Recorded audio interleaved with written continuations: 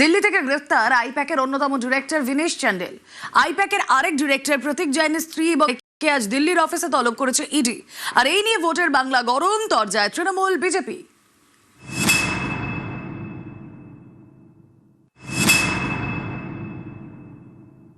Election আসলেই এজেন্সিকে যেরকম তাদের শাখা সংগঠনগুলোকে যেরকম এগিয়ে দেয়, তাই এতে কিছু যায় আসে না। অনেক আঘাত আসবে বাংলার মানুষের জন্য, আমরা লড়াই করছি। নির্বাচনের দিনও গ্রেপ্তার হতে পারে, এতে কোনো তিথি নক্ষত্র থাকে না। যখন মনে করবে তদন্তকারী সংস্থা তাদের কাছে তথ্য আসবে, তখন তারা অ্যারেস্ট করবে। যারা বেআইনি পথে অর্থ আয় করে তাদের এ ব্যাপারে ভয় পাওয়াটাই ভালো। যারা অন্যায় করে তাদের উপরে শাস্তির খাড়া নেমে আসলে সেটা নিয়ে হইচই করার কোনো বিষয় নেই।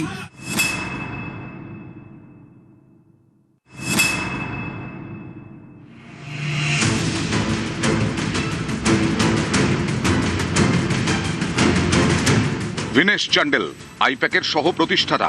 কয়লা দুর্নীতি মামলায় সোমবার রাতে তাকে গ্রেফতার করে কেন্দ্রীয় এজেন্সি ইডি। 2রা এপ্রিল ভিনেশের দিল্লির বাড়িতে তল্লাশি চালায় ইডি। সোমবার সকালে দিল্লিতে ইডির সদর দফতরে ভিনেশকে তলব করা হয়। সেখানেই দীর্ঘ জিজ্ঞাসাবাদের পর গ্রেফতার। এ নিয়ে সরব হয়েছেন অভিষেক বন্দ্যোপাধ্যায়। তৃণমূলের সর্বভারতীয় সাধারণ সম্পাদক সোশ্যাল মিডিয়ায় পোস্ট করেছেন। এক্স পোস্টে অভিষেক লিখেছেন, বাংলার ভোটের 10 দিন আগে আইপ্যাকের সহ প্রতিষ্ঠাতা ভিনেশ চান্ডেল গ্রেফতার।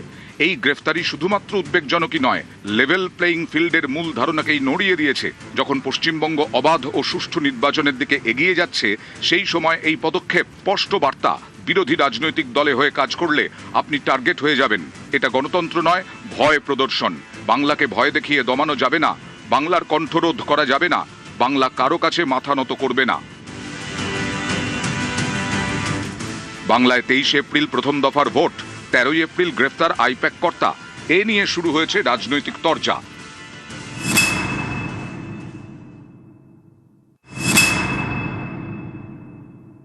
মানুষ বুঝে নিয়েছে যে ইডি নামক শব্দটি আসলে এক্সট্রিমলি ডেসপারেট, যেটা গণতন্ত্রের পক্ষে সুখকর নয়। বুঝতে পেরে গেছে হার নিশ্চিত। ওই 1, 2, 3, 4 মমতা ব্যানার্জি বারবার, দিদি বারবার এ বিষয়ে সিদ্ধান্ত নিয়ে নিয়েছে বাংলার মানুষ। কে গ্রেপ্তার হচ্ছে না হচ্ছে দেখবার মতো সময় আমাদের কাছে নেই, চিন্তা করার অবকাশ। এসবের কোনো প্রভাব এই মুহূর্তে পশ্চিমবঙ্গের জনগণে নেই। এই চোর পুলিশ খেলা অনেকদিন ধরে চলছে, মানুষ এবার স্থির করে নিয়েছেন চোর তারাই তাড়াবে। সেই জন্য এবারে নির্বাচনটা হয়ে গেছে জনতা ভার্সেস মমতা।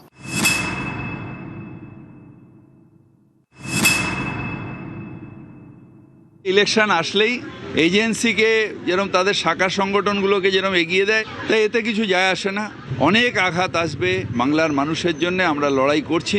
নির্বাচনের দিনও গ্রেপ্তার হতে পারে, এতে কোনো তিথি নক্ষত্র থাকে না। যখন মনে করবে তদন্তকারী সংস্থা তাদের কাছে তথ্য আসবে, তখন তারা অ্যারেস্ট করবে। টিএমসি পশ্চিমবঙ্গকে দুর্নীতির কালো ছায়ায় ঢেকে দিয়েছে। বিজেপি ক্ষমতা এলে সব পরিষ্কার হয়ে যাবে। আইপ্যাকের অন্যতম কর্ণধার প্রতীক জৈন গত 8ই জানুয়ারি কলকাতায় তাঁর লাউডন স্ট্রিটের বাড়ি এবং আইপ্যাকের কলকাতার অফিসে তল্লাশি অভিযান চালায় ইডি। এই প্রতীক জৈনের স্ত্রী বারবি জৈন এবং প্রতীকের ভাই পুলকিত জৈনকে বুধবার দিল্লিতে ইডির দফতরে তলব করা হয়েছে। নিউজ 18 বাংলা।